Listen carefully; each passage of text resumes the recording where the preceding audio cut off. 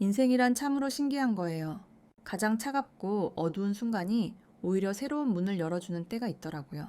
저는 김순자라고 그래요. 올해로 71살이 됐죠? 이런 이야기를 이렇게 담담하게 할 수 있을 줄은 저도 몰랐어요. 하지만 오늘은요. 산속 작은 집 난로 앞에 앉아서 여러분께 말씀드리고 싶어요. 울고 싶을 만큼 아프고 가슴이 저려올 만큼 외로웠던 그날의 이야기를요. 그리고 그날 이후로 제가 어떻게 다시 살아났는지 천천히 들려드릴게요. 모든 건 작년 겨울 강원도 산길에 눈이 하얗게 쌓이던 그날 아침부터 시작됐어요. 아들 민호와 며느리 지은이가 갑자기 전화했어요. 어머니, 요즘 캠핑이 유행이래요. 우리 가족끼리 오랜만에 놀러 가요. 그 말을 듣는 순간 제 가슴이 얼마나 뛰었는지 몰라요. 남편이 일찍 세상을 떠난 뒤로 저는 서울집에서 혼자 지냈어요. 아들은 결혼하고 나서 바빠졌고 손주 볼 생각에 하루하루를 보냈죠. 그래서 아들이 먼저 제안하니 얼마나 기뻤겠어요. 생각도 없이 짐을 쌌어요. 추워도 좋고 힘들어도 좋았어요. 가족과 함께라면 뭐든 괜찮을 것 같았거든요. 차 타고 나서부터 분위기가 이상했어요. 민호는 운전만 하고 지은이는 뒷좌석 거울로 저를 힐끔힐끔 볼 뿐이었어요. 말을 걸어도 대답이 짧았어요. 오늘 날씨 좋네요. 눈이 예쁘게 내려요. 네. 그렇게만 대답하고 끝이었어요. 마음이 조금 불안했지만 저는 스스로를 달랬어요. 추워서 그런가 보다. 차는 점점 산길로 들어갔어요. 길은 좁아지고 사람 그림자 하나 보이지 않았어요. 마침내 넓은 공터에 차를 세웠어요. 민호가 뒤를 돌아보며 말했어요. 어머니, 바퀴가 눈에 빠졌어요. 잠깐 내려서 밀어주세요. 저는 의심 없이 문을 열고 내렸어요. 발이 눈에 푹 빠지는 순간 지은이가 조수석 창문을 내렸어요. 어머니, 저희 아래쪽에 가서 간식 좀 사올게요. 금방 올게요. 그러더니 차가 순식간에 출발했어요. 눈길을 가르며 멀어지는 차의 불빛을 멍하니 바라보고 섰어요. 소리가 점점 작아지다 완전히 사라졌어요. 그제야 깨달았어요. 버려졌구나. 제 친아들이, 제 며느리가 저를 산속에 버리고 갔다는 걸요. 민호야, 지은아, 소리쳐 불렀지만 바람만 차갑게 답할 뿐이었어요. 핸드폰은 차 안에, 지갑도, 가방도 다 그 안에 있었어요. 눈이 얼굴 위로, 머리 위로, 눈썹 위로 쌓였어요. 손끝이 저려오고 발끝이 감각을 잃어가고 있었어요. 한 걸음 내디디려 해도 다리가 풀려서 넘어지기 일쑤였어요. 눈 속에 얼굴을 쳐박고 다시 일어나려 애쓰다. 결국 주저앉았어요. 그때 머릿속에 스치듯 지난 날들이 떠올랐어요. 요즘 들어 이상했어요. 재산 얘기만 나오면 민호와 지은이 눈빛이 달라졌어요. 요양원 무료 프로그램, 치매 검사, 성인 후 견제도. 민호가 그러더군요. 어머니, 위임장만 도장 찍어주세요. 우리가 알아서 할게요. 하지만 한국 법은 살아있는 사람이 자기 재산을 마음대로 쓸 권리가 있잖아요. 자식에게 반드시 물려줘야 하는 의무는 없어요. 그래서 일주일 전 변호사를 만나 몰래 건물을 팔았어요. 돈은 새 통장에 넣고 통장과 도장은 철저히 숨겼어요. 안전하다고 생각했어요. 그런데 지은이가 어제 제 서랍을 뒤졌던 거예요. 통장 사본을 봤을 거예요. 큰돈이 들어온 걸 확인한 순간 그들의 눈빛이 얼음처럼 차가워졌어요. 그래서 오늘 갑자기 캠핑을 가자고 했던 거예요. 그리고 저를 버리고 갔어요. 이렇게 가는구나 생각했어요. 이른한 살 먹도록 이렇게 눈 속에서 홀로 죽는구나. 눈물이 흘렀지만 바로 얼어붙었어요. 그때 멀리서 작은 목소리가 들렸어요. 할머니 괜찮으세요? 고개를 들어보니 중학생쯤 되어 보이는 아이가 눈을 헤치며 달려오고 있었어요. 빨간 목도리를 두르고 건강해 보이는 아이였어요. 아이의 손을 잡고 일어나려고 했지만 다리가 말을 안 들었어요. 아이가 제 허리를 받쳐주며 말했어요. 할머니, 우리 집 가까워요. 일단 가서 쉬어요. 아이의 손이 참 따뜻했어요. 한 걸음 한 걸음 천천히 산길을 내려갔어요. 조금만 더 가면 돼요. 할머니, 힘내세요. 그 목소리가 없었다면 중간에 포기했을 거예요. 10분쯤 걸었을까요? 작은 집이 보였어요. 기와지붕에 연기가 피어오르는 오래된 집이었어요. 아이가 큰 소리로 불렀어요. 할머니, 손님 모셨어요. 문이 열리고 이른 정도 되신 할머니가 나오셨어요. 얼굴에 주름이 많지만 눈빛이 따뜻했어요. 어머나, 이게 무슨 일이야. 할머니와 아이가 저를 부축해 안으로 들여보냈어요. 집안은 정말 따뜻했어요. 아궁이의 불이 활활 타고 온돌이 포근했어요. 할머니가 제 젖은 옷을 벗기시고 마른 옷을 입혀주셨어요. 이 추운 산속에 왜 나오셨어요? 저는 입술이 떨려서 겨우 대답했어요. 버려졌어요. 그 말을 하는 순간 이른 한 해 동안 참았던 눈물이 터졌어요. 처음으로 낯선 사람들 앞에서 대성통곡했어요. 할머니는 아무 말 없이 제 손을 꼭 잡아주셨어요. 아이도 눈시울이 붉어져서 서 있었어요. 조금 진정되고 나서 저는 모든 걸 털어놓았어요. 아들이며 며느리며 재산 때문에 변한 눈빛이며 산속에 버려진 그날의 일을요. 할머니는 깊은 한숨을 쉬셨어요. 세상에 이런 일이. 아이는 주먹을 꽉 쥐고 말했어요. 너무해요. 저는 또 말했어요. 건물은 이미 팔았어요. 돈은 새 통장에 넣었고요. 그런데 지은이가 어제 제 서랍을 뒤졌나 봐요. 그 뒤로 표정이 바뀌었어요. 그래서 오늘 갑자기 캠핑을 간다고 할머니가 고개를 끄덕이셨어요. 미리 준비하셨네요? 다행이에요. 저는 쓰디쓴 웃음을 지었어요. 준비할 것도 없어요. 그냥 불안해서 그랬죠? 지은이 눈빛이 이상해서 미리 옮겨놨던 거예요. 아이가 물었어요. 할머니, 이제 어떻게 하실 거예요? 집에 가세요. 저는 고개를 저었어요. 집에 가서 뭐 해요? 다시 빼앗기고 이번엔 산에 버리지 않고 요양원에 넣을 거예요. 통장까지 털리고 할머니가 제 손을 꽉 잡으셨어요. 할머니, 이제부터는 우리랑 있어요. 며칠만 쉬고 천천히 생각해봐요. 가족이 꼭 핏줄은 아니에요. 가끔은 낯선 사람이 진짜 가족이 되기도 하잖아요. 그 말씀을 듣는 순간 가슴이 뜨거워졌어요. 이른 한 해 동안 저를 위해 저렇게 말해준 사람이 없었어요. 남편은 일찍 떠났고 아들은 결혼한 뒤로 아내 편만 들었고 친척들은 멀어졌어요. 그런데 이 낯선 할머니와 아이가 제 편을 들어주고 있었어요. 할머니가 부엌에서 뜨끈한 된장국을 가져오셨어요. 김이 모락모락 피어올랐어요. 숟가락으로 한 입더니 눈물이 또 흘렀어요. 정말 따뜻했어요. 추위에 얼었던 몸이 마음이 녹아내리는 것 같았어요. 할머니가 옆에 앉아서 말씀하셨어요. 천천히 먹어요. 급할 거 없어요. 저는 고개를 끄덕이며 계속 뜨셨어요. 그날 밤 지훈이 방에서 잠을 청했지만 잠이 오지 않았어요. 눈을 감으면 차가 달리는 모습, 눈이 내리는 모습, 차가운 아들 며느리의 얼굴이 떠올랐어요. 새벽 2시쯤 됐을까요? 창밖을 보니 눈이 먹고 달빛이 눈밭을 은은하게 비추고 있었어요.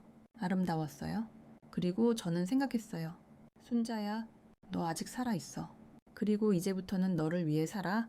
다음 날 아침 할머니가 아침을 차려주셨어요. 된장국, 김치, 나물 몇 가지 단출했지만 정말 맛있었어요. 지훈이가 옆에서 웃으며 물었어요.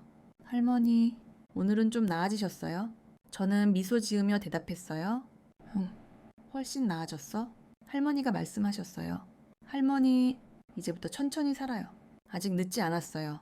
이른 한 살이든 100살이든 다시 시작하는 데는 나이가 없어요. 저는 숟가락을 들었어요. 창밖으로 햇살이 들어오고 있었어요. 산은 여전히 하얗고 아름다웠어요. 그리고 저는 알았어요. 여기 이 산골 마을에서 저는 새로운 가족을 만났어요. 핏줄은 아니지만 마음으로 이어진 가족을요. 인생은 참 신기하죠. 가장 추운 겨울 한복판에서 가장 따뜻한 봄을 만날 수 있다는 게요. 그날 이후로 저는 다시 태어난 기분이었어요. 할머니 한옥순 씨와 지훈이의 집에서 지내는 날들은 마치 오랜 겨울잠에서 깨어난 것 같았죠. 아침마다 된장국 냄새가 솔솔 피어오르고 지훈이가 눈밭에서 뛰노는 소리가 들리고 할머니가 낮은 목소리로 옛 노래를 흥얼거리시면 그 모든 게 제게는 기적이었습니다. 하지만 세상은 그렇게 쉽게 우리를 놓아주지 않더라고요. 마음이 조금 풀어질 때쯤 다시 한번 가슴을 찢는 칼날이 날아들었어요. 맑은 겨울 아침, 촌장님이 낡은 트럭으로 저를 읍내로 데려다 주셨어요. 새 통장의 장호를 확인하고 싶었어요. 건물을 판 8억 원, 그 돈만이라도 남아있다면 다시 시작할 힘이 될 거라고 생각했어요. 촌장님은 한마디도 없이 운전만 하셨어요. 거울 속으로 보이는 눈빛이 걱정으로 가득했어요. 은행에 들어서자 따뜻한 공기와 잔잔한 음악이 흘렀어요. 하지만 제 심장은 쿵쾅거렸어요. 통장을 내밀며 떨리는 목소리로 말했어요. 장호 좀 확인해 주세요. 젊은 직원이 통장을 받아 컴퓨터를 두드리더니 갑자기 표정이 굳었어요. 화면을 제 쪽으로 돌리며 조심스럽게 말했어요. 할머니 사흘 전, 전액이 다른 계좌로 이체됐습니다. 지금 장호는 0원이에요. 그 순간 세상이 멈췄어요. 0원. 그 숫자가 눈앞에서 춤을 추는 것 같았어요. 70한 해 동안 흘린 땀과 눈물, 남편이 남겨준 유산, 모든 게 그냥 숫자 하나로 사라졌어요. 아니에요. 제가 이체한 적 없어요. 저는 인터넷 뱅킹도 공인인증서도 제대로 못 써요. 목소리가 갈라졌어요. 직원이 한숨을 쉬며 말했어요. 하지만 시스템에는 할머니의 공인인증서와 비밀번호로 정상 처리된 기록이 남아 있어요. 은행 입장에서는 합법적인 거래예요. 취소할 수 없어요. 그제야 모든 게 퍼즐처럼 맞춰졌어요. 지은이가 그날 차 안에 있던 제 핸드폰을 가져갔던 거예요. 공인인증서를 복사하고 비밀번호를 알아내고 제가 눈 속에서 얼어 죽을 뻔한 그 몇 분 사이에 따뜻한 방 안에서 클릭 몇 번으로 제 인생을 통째로 빼앗아 갔어요. 무릎이 풀려서 주저앉았어요. 지점장이 달려와 물을 가져다 주고 의자를 밀어주었지만 그의 말은 바람처럼 스치기만 했어요. 경찰에 신고하세요. 하지만 가족 간 거래라면 증명하기 어려울 거예요. 민사소송으로 가야 할 수도 있어요. 은행을 나올 때 저는 이미 빈 껍데기였어요. 촌장님이 부축해 채 태워주셨어요. 길 내내 산맥이 스치듯 지나갔어요. 하얀 눈밭, 차가운 바람, 모든 게 제 가슴처럼 텅 비어 있었어요. 집에 돌아와 할머니와 지훈이에게 다 말했어요. 할머니는 저를 꼭 끌어안으셨어요. 아무 말 없이 지훈이는 제 손을 잡고 울먹이며 말했어요. 할머니, 제가 아르바이트해서 돈 벌어줄게요. 돈 다시 찾을게요. 저는 지훈이 머리를 쓰다듬으며 말했어요. 지훈아, 돈이 문제가 아니야. 엄마 마음이 죽어버렸어. 그날 밤 잠이 오지 않았어요. 창가에 앉아 눈이 내리는 걸 바라봤어요. 달빛 아래 하얀 산이 은은하게 빛났어요. 머릿속에 스치듯 지나간 기억들. 민호가 어렸을 때 밤마다 안고 재우던 날들. 대학 졸업식에 가서 눈물 흘리던 날. 결혼식에서 지은이를 보며 기뻐하던 날. 모두가 먼 꿈처럼 느껴졌어요. 그때 빌려준 할머니 핸드폰이 울렸어요. 낯선 번호. 받자마자 지은이 목소리가 들렸어요. 차갑고 조롱 섞인 목소리. 어머니, 저예요. 잘 지내세요. 저는 아무 말도 못했어요. 어머니, 돈 다 받았어요. 어머니 통장 이제 0원이에요. 핸드폰만 있으면 몇 분이면 끝나더라고요. 손이 덜덜 떨렸어요. 너 범죄야. 경찰에 갈 거야? 지은이가 웃었어요. 비웃음처럼 범죄요. 어머니 공인인증서로, 어머니 비밀번호로 한 거래예요. 법적으로 어머니가 동의한 거죠? 신고해도 소용없어요. 에이, 좋은 요양원 자리 났어요. 어머니, 거기 가세요. 밖에서 어떻게 사세요? 돈도, 집도 아무것도 없는데 저는 소리쳤어요. 목이 터질 듯이 너희가 날 산속에 버렸잖아. 죽으라고 버린 거잖아. 지은이는 여전히 차분했어요. 어머니가 알아서 하신 거잖아요. 우리는 장 보러 갔다가 돌아오니 어머니가 사라지셨더라고요. 찾으러 다녔어요. 걱정 많이 했어요. 거짓말? 너무나 뻔뻔해서 숨이 막혔어요. 전화를 끊었어요. 그리고 다음날 아침 저는 할머니께 말씀드렸어요. 할머니, 저 결정했어요. 돈은 포기할게요. 민호랑 지은이도 이제 남이에요. 저는 그 사람들 인생에서 지울게요. 할머니가 눈물을 글썽이며 물으셨어요. 정말 괜찮으시겠어요? 그건 핏줄인데 저는 고개를 끄덕였어요. 괜찮아요? 저는 70한 해 동안 남을 위해 살았어요. 남편 위해, 아들 위해, 미래를 위해, 이제는 저를 위해 살고 싶어요. 돈 없어도, 집 없어도, 혼자라도 저는 다시 시작할 거예요. 지훈이가 뛰어와 제 다리를 끌어안았어요. 할머니, 혼자가 아니에요. 저랑 할머니가 있어요. 저는 지훈이를 꼭 안았어요. 그리고 처음으로 진심으로 웃었어요. 그날부터 제 새로운 인생이 시작됐어요. 아침 5시에 일어나 읍내로 내려가 일자리를 구했어요. 할머니, 71살이세요. 힘들 텐데요. 누구나 그렇게 말했지만 저는 물러서지 않았어요. 저 튼튼해요. 설거지, 청소, 채소 다듬기 다 할 수 있어요. 일주일만 시켜주세요. 안 되면 제가 나갈게요. 마침내 작은 산장 식당에서 받아줬어요. 일주일 시험, 설거지, 부엌 보조, 월급 150만 원. 그날부터 매일 8시간 서서 일했어요. 손은 부르트고 허리는 아프고 다리는 저려왔어요.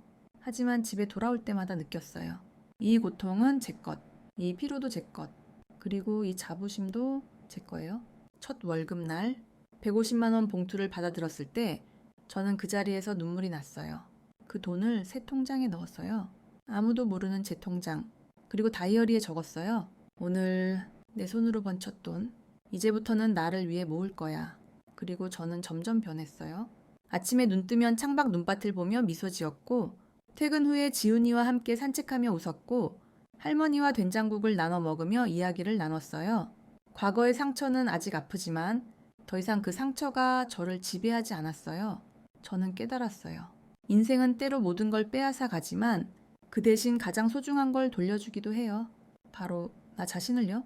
71살에 저는 처음으로 나라는 사람을 제대로 만났어요. 그날 이후로 저는 과거를 돌아보지 않기로 했어요. 할머니 한옥순 씨와 지훈이의 산골집에서 지내는 날들은 마치 오랜 세월 잊고 있던 따뜻함을 다시 만난 기분이었어요. 아침마다 된장국 향기가 솔솔 피어오르고 지훈이가 눈밭에서 뛰놀며 웃는 소리가 들리고 할머니가 낮은 목소리로 옛 노래를 흥얼거리시면 그 모든 순간이 제게는 기적처럼 느껴졌어요. 그리고 저는 결심했어요. 이제부터는 나 자신을 위해 살겠다고요. 결심한 다음 날 아침, 저는 촌장님께 부탁드려 읍내로 내려갔어요. 일자리를 찾으러요. 71살이라는 나이를 말하면 다들 놀라셨어요. 할머니, 이 나이에 무슨 일을 하시려고요? 힘들 텐데 누구나 그렇게 말씀하셨어요. 하지만 저는 물러서지 않았어요. 저 튼튼해요. 설거지, 청소, 채소 다듬기, 무엇이든 할 수 있어요. 일주일만 시켜주세요. 못 버티면 제가 나갈게요. 저는 애원하지 않았어요. 그저 제 자신을 믿는 마음으로 말씀드렸어요. 마침내 작은 산장 식당에서 받아주셨어요. 눈곳 식당이라는 이름에 손님 몇 명 없는 조용한 곳이었어요. 사장님이 저를 위아래로 훑어보시더니 말했어요. 일주일 시험, 부엌 보조예요. 설거지, 채소 손질, 청소, 월급은 150만 원, 버틸 수 있으면 계속해요. 저는 깊이 고개 숙여 감사했어요. 첫날은 정말 힘들었어요. 아침 5시에 일어나 읍내로 내려가 8시간 내내 서 있었어요. 손은 뜨거운 물에 빨개지고 허리는 뻐근했고 다리는 저려서 저녁에 집에 돌아올 때는 거의 끌려가듯 왔어요. 하지만 집에 도착하면 지훈이가 달려와 할머니, 오늘 어땠어요? 피곤하시죠? 하며 제 등을 주물러주고 할머니가 따뜻한 물에 손을 담그라고 해주셨어요. 그 순간 저는 알았어요. 이 고통은 제 거예요. 이 피로도 제 거예요. 그리고 이 작은 자부심도 제 거라는 걸요. 일주일이 지나고 사장님이 저를 부르셨어요. 할머니, 잘하셨어요. 계속하세요. 그 말을 듣는 순간 눈물이 핑 돌았어요. 71살에 누군가에게 잘했다는 말을 듣는다는 게 이렇게 벅찰 줄 몰랐어요. 첫 월급을 받았을 때 150만 원이 든 봉투를 손에 쥐고 한참을 바라봤어요. 그 돈을 새 통장에 넣었어요. 아무도 모르는 오직 제 것인 통장. 그리고 다이어리에 이렇게 적었어요. 오늘 내 손으로 번 첫 돈. 이제 5천만 원 모으면 작은 집을 살 수 있어. 천천히 하지만 확실하게 저는 조금씩 모았어요.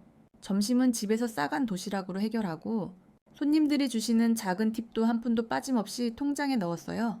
매일매일 조금씩 불어나는 숫자를 보는 게 제게는 가장 큰 위로였어요.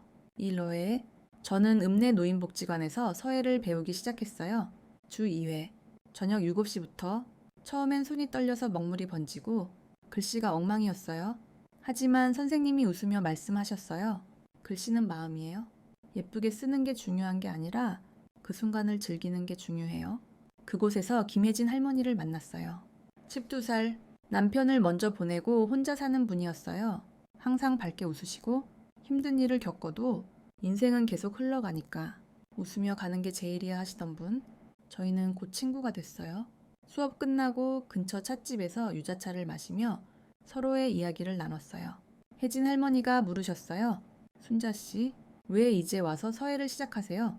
저는 짧게 말씀드렸어요. 버림받았어요.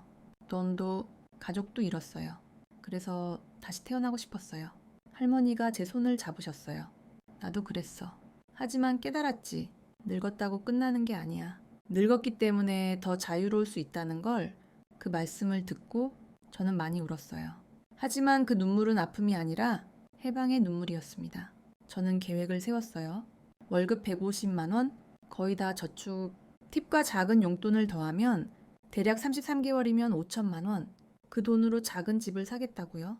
마당이 있고 햇살이 잘 드는 할머니 집에서 10분 거리인 집. 그 집에서 조용히 자유롭게 살고 싶었어요. 시간이 흐를수록 저는 변했어요. 아침에 눈 뜨면 창밖 눈밭을 보며 미소 짓고 퇴근길에 지훈이와 함께 산책하며 웃고 할머니와 된장국을 나눠 먹으며 이야기를 나눴어요. 과거의 상처는 아직 가슴에 남아 있지만 더 이상 그 상처가 저를 끌어내리지 않았어요. 저는 깨달았어요. 행복은 큰돈이나 화려한 집에 있는 게 아니에요. 작은 순간들, 따뜻한 손길, 내가 스스로 서 있는 느낌, 그리고 사랑받고 있다는 확신에 있어요. 11살에 저는 처음으로 자유를 느꼈어요. 그리고 그 자유는 누구도 빼앗을 수 없는 제 것이었어요. 시간은 참 빠르죠. 산속에 버려진 그날로부터 벌써 1년이 흘렀어요. 그 1년 동안 저는 천천히 깊게 진심으로 살았어요. 식당에서 부엌 일을 하며 손에 굳은 살이 생기고 매달 150만 원씩 조금씩 모으고 노인복지관에서 서예를 배우며 글씨가 점점 단정해지고 김혜진 할머니와의 우정, 한옥순 할머니와 지훈이의 따뜻함, 모든 게 제게는 새로운 가족이 되어줬어요. 과거의 상처는 아직 가슴에 남아있지만 더 이상 그 상처가 저를 무너뜨리지 않았어요. 저는 이제 과거를 돌아보지 않는다고 생각했어요. 마음의 문을 꼭 닫아버렸다고 믿었죠. 하지만 인생은 때로 우리가 가장 기대하지 않는 순간에 가장 부드러운 손길로 문을 두드려요. 그날은 3월 말 토요일 오후였어요. 눈은 거의 녹았고 산등성이 햇살이 따스하게 비치고 있었어요. 식당에서 퇴근 준비를 하고 있는데 사장님이 큰 소리로 부르셨어요. 순자 할머니, 손님 찾아오셨어요. 고개를 들어보니 카운터 앞에 한 젊은 여자가 서 있었어요. 고개를 푹 숙인 채 작은 여자아이를 꼭 안고 있었어요. 아이의 나이는 5살쯤 되어 보였어요. 분홍색 코트에 머리를 두 갈래로 묶고 크고 맑은 눈으로 저를 똑바로 바라보고 있었어요. 그 여자는 최지은이었어요. 순간 모든 소리가 사라졌어요. 심장 소리만 쿵쾅거렸어요. 지은이가 고개를 들었어요. 눈물이 그렁그렁한 눈으로 말했어요. 어머니, 죄송해요. 저는 아무 말도 못했어요. 그저 그 아이를 바라봤어요. 아이의 미소는 순수했어요. 작은 목소리로 말했어요. 할머니, 그제야 알았어요. 제가 손녀가 있었다는 걸. 태어날 때부터 지금까지 한 번도 보지 못했던 제 핏줄의 아이. 이름은 이하윤, 5살. 지은이가 다시 고개를 숙이며 울먹였어요. 제가 정말 잘못했어요. 너무 큰 잘못을 저질렀어요. 어머니를 용서해 달라고는 못하겠어요. 그냥 하윤이가 어머니 손녀라는 걸 알아주셨으면 해요. 그리고 하윤이가 할머니를 아주 많이 좋아해요. 저는 여전히 말없이 서 있었어요. 하지만 하윤이가 지은이 품에서 빠져나와 제 다리를 꼭 끌어안았어요. 할머니, 하윤이 할머니 좋아해요? 그 순간 제 가슴이 뜨거워졌어요. 아이의 작은 손이 제 다리를 감싸는 느낌. 따뜻하고 부드러운 천.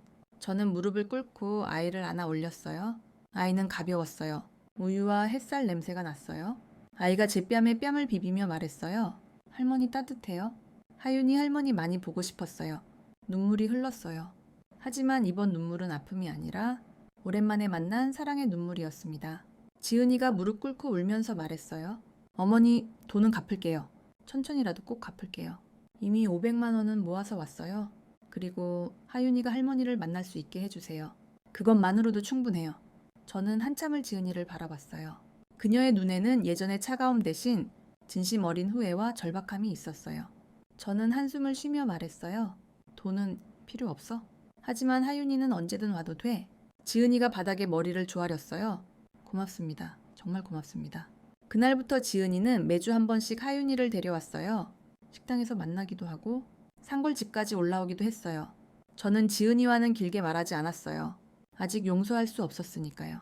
하지만 하윤이에게는 마음을 열었어요. 완전히 열었어요. 하윤이는 저를 사랑하는 할머니라고 불렀어요.